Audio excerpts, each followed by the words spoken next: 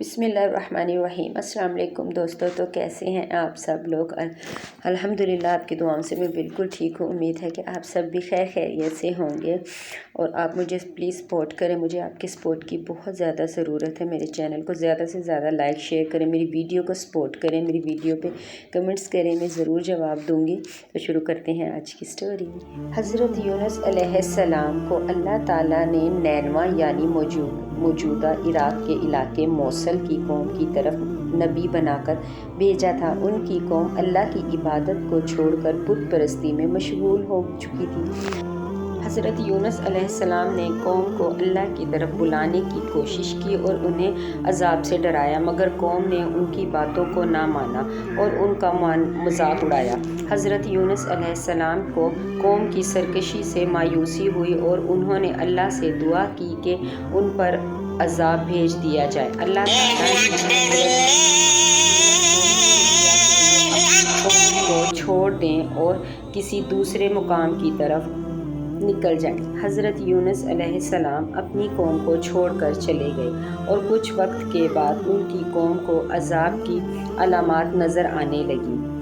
قوم نے اس علامت کو دیکھ کر خوف زدہ ہو کر اللہ کی طرف رجوع کیا اور سچے دل سے توبہ کی۔ اللہ تعالیٰ نے ان کی توبہ قبول کی اور انہیں عذاب سے بچا لیا۔ ادھر حضرت یونس علیہ السلام جب سمندر کے کنارے پہنچے تو وہاں ایک کشتی پر سوار ہوئے، لیکن کشتی طوفان میں گھر گئی اور ڈوبنے لگی۔ لوگوں نے بوجھ کم کرنے کے لیے قرعہ اندازی کی تاکہ کسی کو سمندر میں ڈال کر کشتی کا وزن کم کیا جائے۔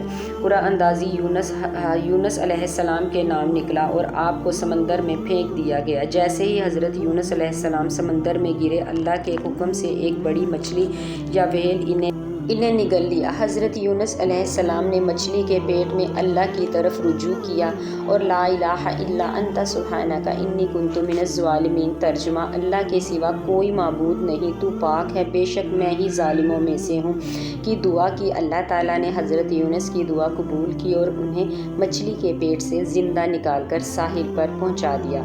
اس کے بعد حضرت یونس علیہ السلام دوبارہ اپنی قوم کی طرف لوٹے اور قوم نے انہیں قبول کر لیا اور اللہ کی عبادت کرنے لگے۔ یہ واقعہ صبر، توکل اور اللہ کی رحمت کی اہمیت کو ظاہر کرتا ہے، اور یہ کہ اللہ کی طرف اخلاص کے ساتھ رجوع کرنے پر وہ اپنے بندوں کو معاف کر دیتا ہے۔ تو دوستو، یہ آج کی کہانی تھی یونس علیہ السلام کی۔